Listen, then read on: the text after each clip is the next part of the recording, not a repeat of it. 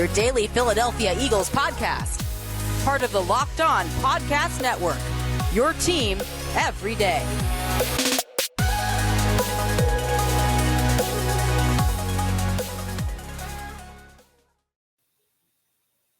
Welcome on in, everybody, to another edition of the Locked On Eagles podcast. I'm your host, Gino Camilleri, and we thank you for making each and every episode of the Locked On Eagles podcast your first listen of each and every day, especially those after a game.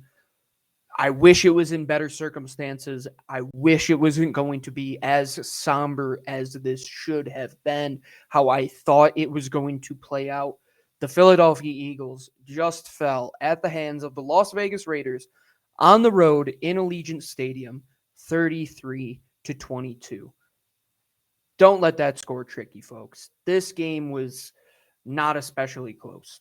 The Eagles were up 7-0 to start the game. They had a near perfect drive when they scripted everything out to start out the game. Their defense was able to hold the Raiders for the first quarter to 0 points. And then after that, the gates just came crashing open. The Raiders went on an absolute rout of the Philadelphia Eagles, where Derek Carr would go on to complete the second highest percentage of passes from a quarterback with over 30 attempts in a game at 91.6% of his passes. I don't know what to say. I'm at this point with this team that I don't see an identity. I don't see where they are going this season. I know they couldn't upgrade this entire roster in a single offseason, and especially now with Jonathan Gannon and Nick Sirianni not having their guys, and they're put in a precarious position where they're having to battle week in and week out against guys that maybe they don't know how to put in the best position to succeed. Jonathan Gannon especially. It's tough to look at that defense and say they know what they're doing. John Clark of NBC Sports, right after the game today, had tweeted out the scores of their last 5 games, which after that Atlanta game where they held teams to 6 points, they have gone 41 points to Dallas, 42 points to the Chiefs, 18 points to Carolina, and Sam Darnold, who was benched today against the New York Giants, so take that as you wish. 28 points to Tampa Bay, and 33 points today to a Derek Carr-led offense, a Raiders team that is coming off the firing of John Gruden, the resignation of John Gruden and his tenure as the head coach, now in the second week of Rich Bisaccia's coaching start here in Las Vegas, and frankly, his coaching start as a head coach. He's never been a head coach before. He steps into the limelight going against an Eagles team that had 10 days rest, coming off a tough loss to that Tampa Bay team, which that game was 28-22, but also wasn't especially close if you look at it from start to finish. And then again today, the Eagles got outclassed on every single front. They were out-schemed on offense. They were out-schemed on defense. Their special teams didn't execute when they needed to. It was a mess from start to finish. Outside of the first drive today and the first drive last week against Tampa Bay, where they're able to put points on the board, when they're going into this stretch between the first half of the first quarter and the early start of the fourth without scoring points, which they've now done in 3 consecutive weeks, there are bigger question marks to look at outside of just what is happening on the field. I think it starts with the top down. This goes much deeper. This team is in, I would say, much worse shape than we had thought. I thought that this team would be able to compete in a lot of these games, at least be able to stay in these games. Yes, they've been close, but when you look at them, they are getting beat mightily by far superior teams. And then today, in a game which I thought you had the chance to go into that stadium where there were going to be a lot of Eagles fans, shout out to the Eagles fans that showed up today in Las Vegas and had to sit through that. It's not fair to the fans. It's not fair to the people that are putting money into the pockets of ownership to see this product. And it's not just the Eagles. The NFL has an issue with their product.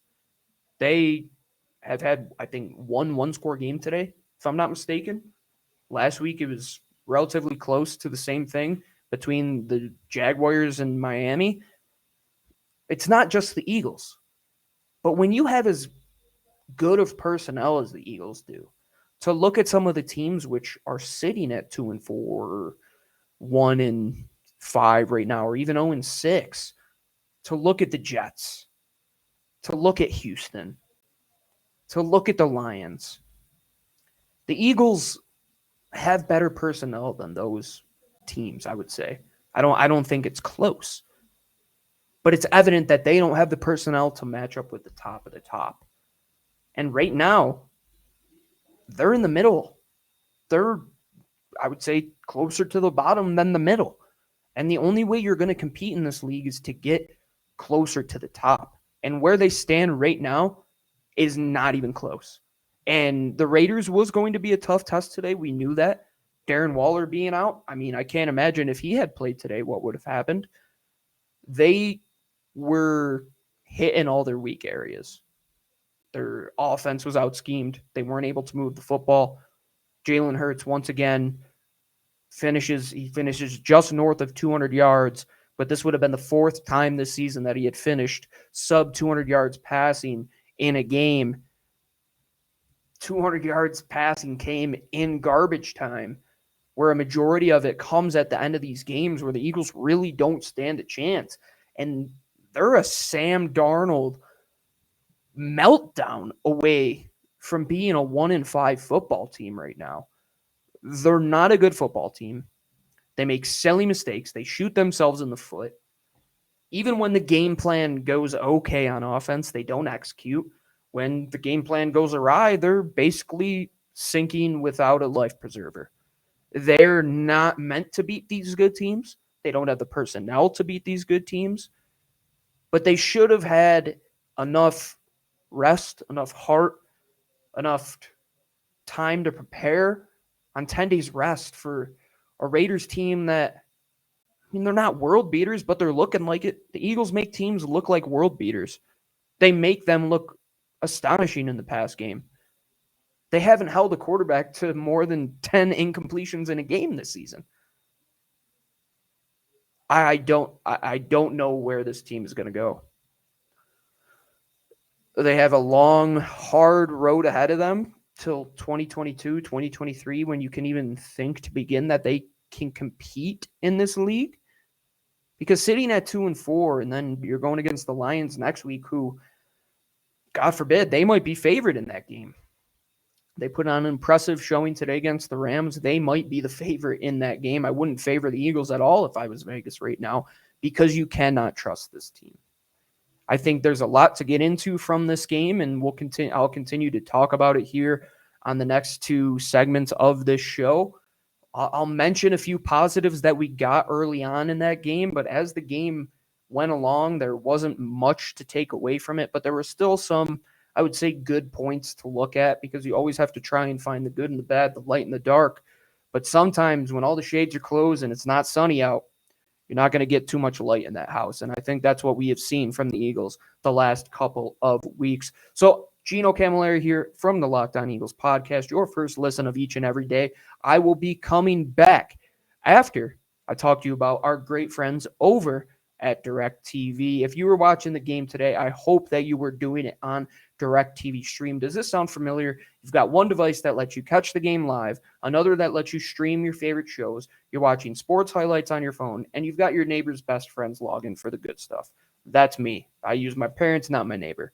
Well, I want to tell you that there's a simple way to get all the entertainment you love without the hassle, and a great way to finally get all your TV together. It's called DirecTV Stream, and it brings you your live TV and on-demand favorites together like never before, so you can watch your favorite sports, movies, and shows all in one place. That means no more juggling remotes and no need to buy another device ever again. And the best part, there's no annual contract. So get rid of the clutter and the confusion and get your TV together. With DirecTV Stream, you can learn more at directtv.com. That's directtv.com. Compatible device required. Content varies by package. All right, everybody, Gino Camilleri here to talk about the debauchery that took place in Las Vegas today, where the Philadelphia Eagles fell at the hands of the Las Vegas Raiders, 33-22. Locked On Eagles podcast, always bringing you the post game after every single game, good or bad, or just downright nightmarish, which we saw today. And thank you for making it your first listen or watch or read of each and every day. So before I start to get into the cluster, the mess that was this game, I want to pinpoint some areas that they looked okay. I thought Avonte Maddox has really cemented himself as one of the better slot corners in the league currently. I think he's all around the football. He's taking on every matchup that he is assigned, and he is a good tackler. I think he's going to get paid. I think he's going to be cemented as that slot cornerback for the future. And then they have to look at that CB number 2 position, because Darius Slay and Avonte Maddox seem like they are two pillars to move forward with this team. I look at the offensive side of the ball. Devontae Smith, I look at him, even though there's times when the ball might not be right on him or he drops a ball, he doesn't get really high or low at times. It doesn't really let him affect his play. I think you saw that today. He has a couple, I would say, bad throws / drops early on in that game. And then he goes and he has that incredible catch along the sideline where he gets that toe drag down, soft hands to catch it in. He finished the game here with north of 5 receptions once again. 5 receptions on the dot, 61 yards, 12.2 average, 20-yard longest catch and 9 targets. I think you're going to continue to see Devontae Smith get a ton of work in this offense and just continue to show why he was the number 10 overall pick. Finally, Dallas Goedert. I think now that Zach Ertz isn't there, you can see what he can be as a passer or a pass catcher, Today, 3 receptions, 73 yards, averaged 23.3 yards per reception. He was already up there at the top of the league with his yards per reception. I think he was sitting around 14.5, if I'm not mistaken. It should put him right at the top of the list moving forward. I think you're starting to see that these young guys can play, and the youth really is the movement for this team, especially along that defensive line. The only guy who really got a pressure today was Josh Sweat. The rest of those guys were held up well. I don't know what the Eagles team was doing in terms of getting to Derek Carr. He was able to sit back there all day, didn't have a ton of pressure on him up front, but the only guy to really get to him was Josh Sweat. We saw that he got that contract extension this year. He finishes with 4.33 yards of separation away from the quarterback. League average 4.52 yards. He was the best to do that from the edge position today. They didn't do a fantastic job getting to Derek Carr, but the little that they did came from Josh Sweat. That's all the good I have to take away. I can't really find anything else outside maybe that first drive, really scheming that up well. You got Miles the ball before he went out injured.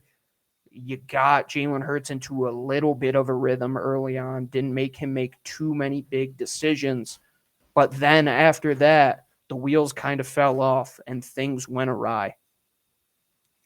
And when they go awry that early in a football game, it makes you wonder what they are doing Monday through Saturday. That you can script that type of drive, but then after that, it's just a mess. Your defense, you can't game plan for a team that's without Darren Waller. You don't realize that their wide receivers are going to have a bigger game, that Derek Carr is going to try to pass the football. A run offense that could not get it going isn't going to try and run the football, even though they did a good job today. You didn't put your resources back into coverage to take away the pass. Jonathan Gannon, once again, a bad outing. I know it's tough with the personnel that he currently has, The linebacker position has not stepped up yet again. Seems like every time they have a guy out there, they know what their weakness is. If it's Alex Singleton, they know they're going to expose him in coverage. Davion Taylor, they're going to get him to bite on a play action. TJ Edwards as well, they're going to make you go into coverage. And then Eric Wilson, they've kind of just been able to wash out of most offensive plays. And I think the Raiders did a good job of that today, getting their run offense going to set up the pass, which they did a spectacular job with today. Hats off to Greg Olsen in that offense. I think they did a fantastic job taking away what the Eagles defense does well. And I don't think they targeted Darius Slay too much. They were able to go away from him. And when you have 3/4 of the field not occupied by Darius Slay and Avonte Maddox, usually in a man-on-man situation out of the slot, with Anthony Harris out, you have Marcus Epps to rely on at safety. You have these linebackers that can't cover in coverage, It's just not made for success right now. They don't have the personnel to match with these top end teams. They're a couple of years behind that regard. They're still trying to defend defenses from 2016, 2017. It's a fast-paced game. It's an athletic game. It's a space game. And you have guys that cannot defend space. You're not going to win many games. And it's evident. And they haven't. They're 2-4 under Jonathan Gannon. They should be 1-5. He's only held two teams to, I would say, okay outings. I mean, even Sam Darnold did okay for the first part of the game. I don't know what else you can do with the cards that are being dealt, and no pun intended of being in Vegas. The Eagles, they drew a 2-7 in poker. In a hand of Texas Hold'em, a 2-7 offsuit is the worst hand you can get. The Eagles kept getting 2-7 after 2-7 after 2-7 after 2-7 in their hand on defense. They just didn't know what to do. Jonathan Gannon didn't seem to make any adjustments at halftime that really played into their hands. And you're going against the Raiders, man. Like, that's the thing that drives me nuts. Yes, they have an incredible pass offense, but wouldn't you allocate resources to take away the weapons they have on the pass offense if that is the best part of their team? That's the part that drives me absolutely insane and why I'm furious right now. And it's to the point where you're watching these games and I feel like I'm watching a team from 2015 led by Sam Bradford again, where it's just like, we really have to watch this team week in and week out. They can't do anything. They can't score points. And when they do, it's late. They can't hold teams to not scoring points. And when they do, it's against bad quarterbacks. So what instills confidence for you currently with this team, especially the defense, which quote unquote should have been the strong suit for you this year with the defensive front? You can't send a blitz or do something different to get after Derek Carr. You're just going to continue to rush 4 and drop 7 into coverage every single time, and they're just going to eat you alive. Derek Carr, an experienced veteran quarterback, will thrive in that situation. You saw it with Dak Prescott, who's in your division. You are not going to win games against the Dallas Cowboys, against the Tampa Bay Buccaneers, playing this kind of defense. You take on Detroit next week. You take on the Broncos or the Chargers after that. And then you take on the Broncos. Yeah, if you go out there and play okay against Detroit, what does that really prove? Then you go lay a duck against the Chargers once again, and the Raiders, and Tampa, and Kansas City. It's a continuous trend. And when you can't understand where you sit and you think you're better than where you are and you're trying to do things that you can't do well as a football team, here you are.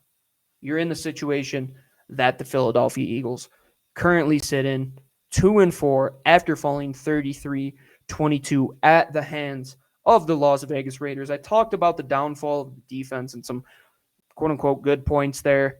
I'm going to talk about the offense on the flip side of it and just the overall result of this game and what it truly means to this organization. But before I do that, I know we're talking negative here, but if you want to get some upside, make sure you go and download the Get Upside app. It's the only thing that's positive in my life right now, to be honest. Outside of my fiance, my dogs, coming on here to talk about the Eagles. Watching the Eagles is a mess, but Get Upside, it's the one positive. Every time I go for a ride, after these games when you're got to take a break, just go drive a little bit and take my mind off of it.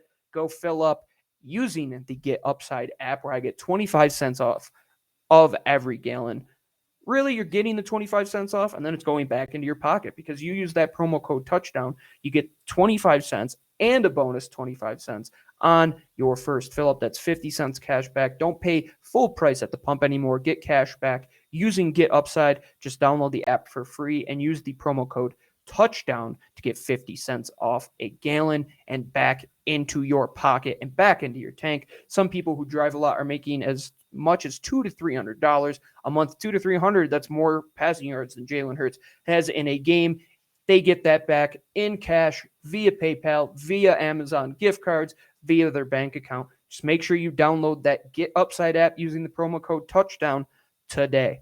The show is also brought to you by Built Bar, who, when I'm hungry and angry during these games, I always go to Built Bar. They are my favorite tasting protein bar on the planet. And if you haven't tried it by now, you are missing out. They say it's a protein bar, but it doesn't taste like one. Try one of these amazing bars yourself to believe it. Most protein bars are chalky or waxy, almost taste like you're chewing on a crayon on some of them. Don't ask me how I know that.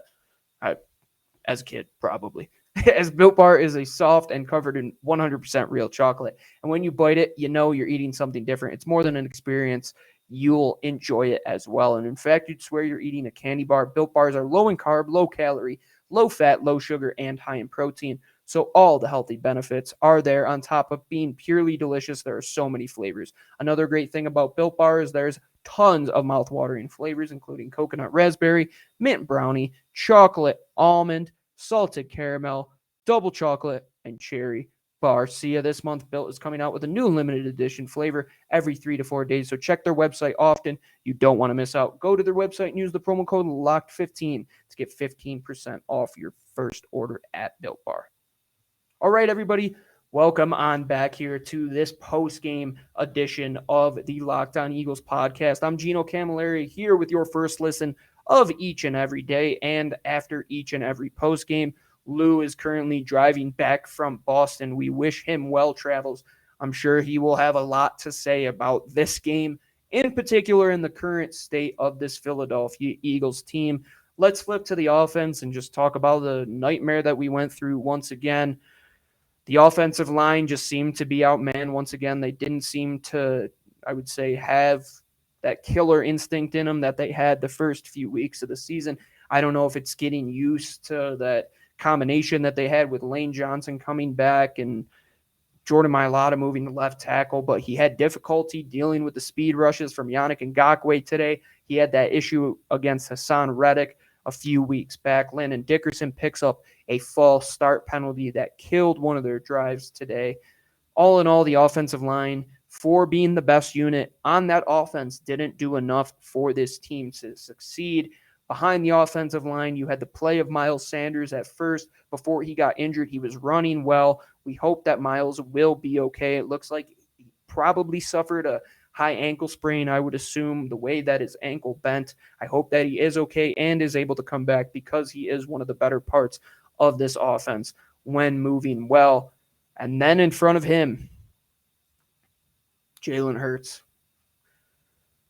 I don't know how much more you can watch and not see progression week to week before you start to think that maybe that ceiling is capped out. Because now where you're like, okay, we should improve in the second and third quarter where we know we had issues the last couple weeks and couldn't score points. Nope, that's once again an issue. Jalen Hurts, maybe he should understand the pocket and not move out of the pocket. Did that once again today. Goes through 3 quarters and nearly doesn't hit 100 yards passing once again. In the National Football League, your quarterback cannot be that limited of a passer. I thought Nick Sirianni in the beginning of the game had a good game plan. I thought a lot of it came down to execution. The ball thrown behind Devontae Smith on that crossing route. When Jalen Hurts is running for the first down and he slides 2 yards short of the sticks when he probably could have put his shoulder down and picked up the first down, or towards the end of the game when He's running into the end zone and just decides to scamper out of bounds. I don't have much confidence instilled with me when he was behind center. And I hate this feeling, but I just feel like we're sitting in that territory where it's like Sam Bradford, Kevin Cobb, where you just have a quarterback which is so limited in throwing the football that everything is difficult. Moving the football outside of the final 10 minutes in the fourth quarter is difficult for this team. They continue to make boneheaded penalties. They continue to have silly plays, not catching the football, having the play batted down, consecutive plays batted down. You can't even get the ball out behind the line of scrimmage. This team does everything so painstakingly poor that it's just gotten to me that I want to keep saying I see the vision and see where they're going, but to finish up, like, where are we as a franchise? Your general manager just seems to be enemy number one here. Going into this offseason, he's stuck with Jalen Hurts. He moved on from Carson Wentz. He fired Doug Peterson, but he's still stuck around. The coaches that have come in don't play to this personnel well. Your quarterback is limited in what he can do. Your defense doesn't match up against the top personnel on offense for most of the good teams in the league. Jeffrey Lurie has to put his foot down at some point. He has to say enough is enough. We got to get this thing back on track, and we got to start from scratch. Or you could be in that middling phase. You could be what the Eagles were from 2010 till 2017. That could be another 7-year stretch that happens. Would I be shocked? No, it's happened before. Could happen again. But you're making the same mistakes. Your general manager is still in place, making the same personnel issues, making the same issues in terms of getting the guys in the building that are going to put those players in the right position. Not drafting linebackers, not drafting safeties. It's coming back to bite you. It's coming back to bite all of us, the people that watch the game, that understand where this team has to get to. Because behind closed doors, they might be saying all the right things. They might think they have the recipe. They might think they have the players, but they're not being realists. They're not a good football team. And making silly mistakes, not playing to your players' strengths, having a general manager who puts the personnel in the lineup and doesn't provide his coaches with the guys he needs, you're never going to see success with that recipe in the National Football League. You think that you're one of the better run teams in the NFL? You can't keep saying that. You can't keep trying to wear that mask. I know it's Halloween. I know you're trying to wear a costume. Get out your best costume. Put on your best mask. I got my Batman mask over there that I just happened to stumble upon when I was moving. You should get a clown mask for this team right now.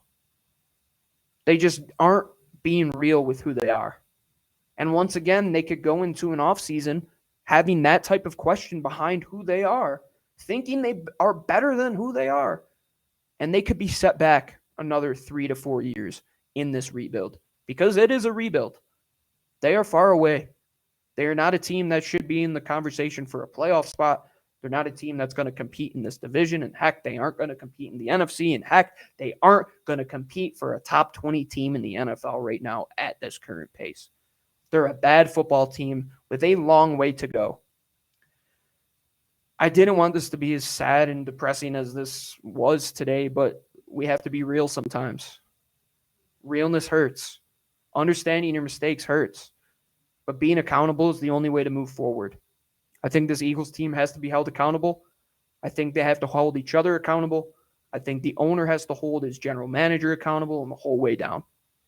It doesn't start with player number 70 on the roster. It starts from the top down. Everybody has to get on the same page. You look at the Raiders. They went through turmoil the last couple of weeks, but you know what?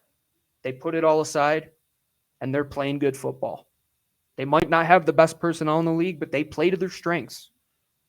They did a fantastic job in scheming against this Eagles team and scheming up their players to have a chance to succeed. Is this rock bottom? I hope so. Because once you get to rock bottom, there's nowhere to go but up. But this cliff could keep going. And it could look like the Mariana Trench where you don't know how far down you are going. I hope that isn't the case. But that'll do it for me here on this Locked On Eagles podcast post-game show. Thank you for joining me, Gino Camilleri, here on this edition of the podcast. We will be back with 4 more shows from this week. Post-game reactions, post-game clips during the week. We're tweeting out all the time. Make sure you're checking us out on YouTube for our videos. Make sure you're checking out Lou's written stuff on Fox 43. We're always tweeting about the team, especially when they aren't doing well. There's a lot to sink in and a lot to talk about. And we hope that you are always joining us here for your first listen on the Locked On Eagles podcast each and every day. And for your second listen, make sure you go check out the Peacock and Williamson podcast, where they give you all the inside information around the National Football League in 30 minutes or less each and every day. One of the best duos on the podcast. Lou and I here, as good as we are as a duo, Peacock and Williamson, bring that John each and every time. We appreciate you taking your time to listen to this show. It is free each and every single day. Make sure you check us out on Odyssey, Spotify, Stitcher, SoundCloud. You can always go to our website, lockedoneagles.com, which has every single link, as well as our link tree, which is tweeted out with every show. You can go to our YouTube page, Fox 43, for written content as well. You could follow me on Twitter at GC24_football. Follow my co-host at DiBiase-LOE. Follow the mothership at Locked On Birds, and make sure you're always following along, liking, subscribing, retweeting, and getting in on the action throughout this Philadelphia Eagles season. We thank you for downloading. Thank you for listening. I'm Gino Camilleri signing off. Fly, Eagles, fly.